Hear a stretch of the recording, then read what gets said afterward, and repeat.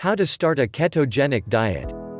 As you may have heard, the ketogenic diet, keto for short, has been exploding in popularity over the past few years.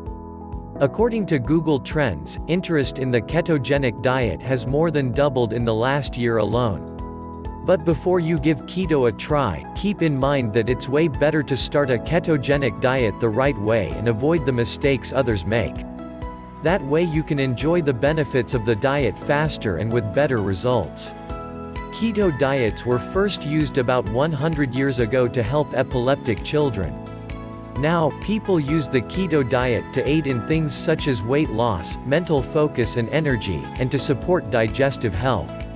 However, while the benefits of a ketogenic diet are substantial, in this article I'll show you exactly how to start a ketogenic diet and how to use it in order to reap its full benefits. How to start a ketogenic diet. A keto diet is pretty simple in theory: low carbs, high fat, moderate protein, but that doesn't necessarily tell you exactly what to eat, what to avoid, or how much to eat. So what exactly can you eat on a ketogenic diet? Healthy fats, e.g., coconut oil, butter or ghee, lard, tallow, bacon fat, olive oil, meats, including organ meats, eggs, fish and seafood, non-starchy vegetables, especially green leafy vegetables, some berries, so a typical day's meal might look like this. Breakfast, eggs with bacon; lunch, cup of bone broth with chicken salad; dinner, steak with sautéed veggies followed by a keto dessert. Here are some other meal ideas from proponents of a ketogenic diet.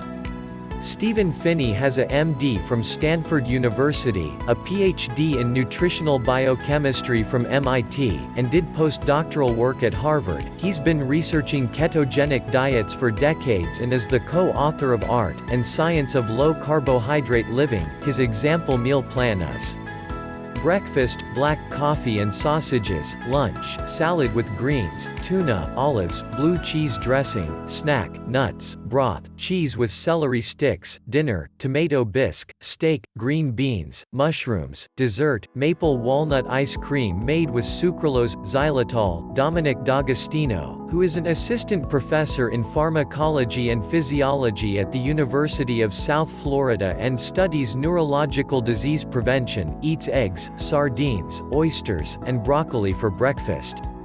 Those are just a few examples, and the possibilities are endless. For more ideas, here's a free 7-day ketogenic diet meal plan. Potential hazard: carb flu, and how to get over it. When you first start a ketogenic diet, you might feel tired, moody, and even slightly nauseous. This is sometimes referred to as carb flu, and is pretty common. These symptoms typically arise because your body is adjusting to using ketones after having been so dependent on carbohydrates for most of your life. While carb flu typically lasts less than a week or two, you can do a few things to get over it faster and to minimize how bad you feel. Drink more water, take some MCT oil, or exogenous ketones, take in a bit more healthy fats and protein, consider adding a bit of clean carbs like sweet potatoes, or fruit into your diet to ease that transition. After the initial transition period, often referred to as the fat adaptation or keto adaptation period, many people find they gain mental and physical energy, they don't have energy crashes in the afternoons and they often sleep a bit less but wake up feeling refreshed. They also tend to eat less because they don't feel hungry or have cravings. When you're first getting started, it can be helpful to use a blood or breath ketone meter. What these meters do is measure the amount of ketones, the energy source your body is switching to, in your blood or your breath. Knowing those amounts and seeing how they increase or decrease depending on what you're eating daily can often be a motivating and helpful indicator of the transition occurring in your body.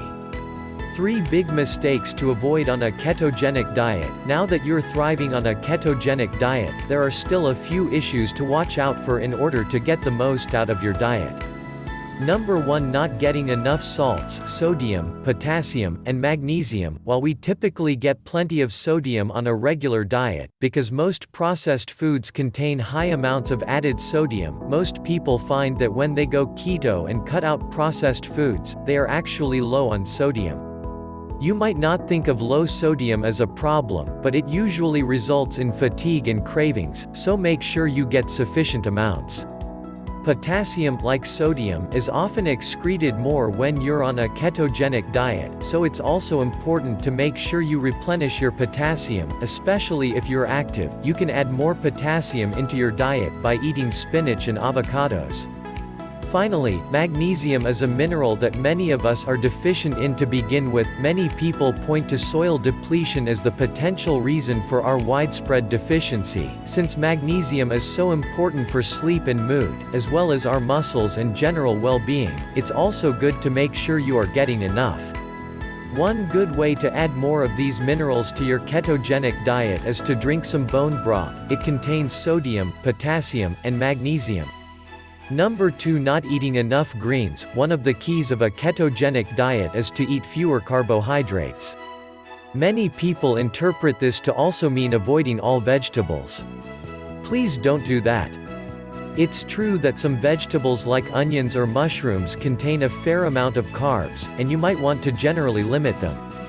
However, to ensure you get plenty of vitamins and minerals, it's important to keep eating a lot vegetables. There are many ways to get more veggies into your diet. Salads, sautés, and green smoothies are all easy and quick to make.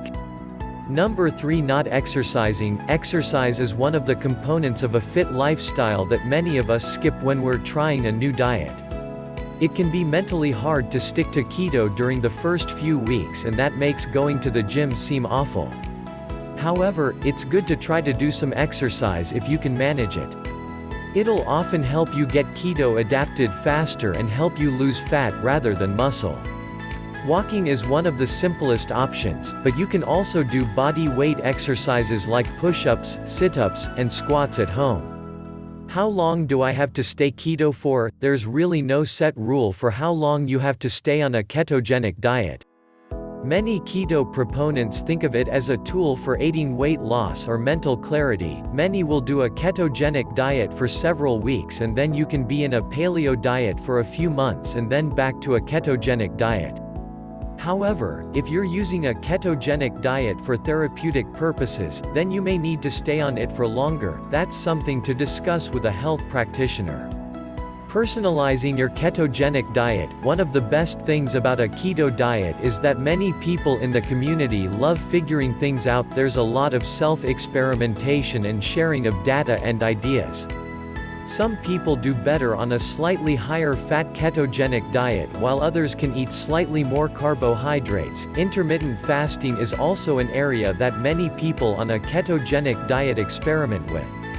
This is an exciting growing field that's helping a lot of people, so if you're ready to give it a try, keep an open mind and have fun improving your body and mind. Click the link below in the description to start keto diet.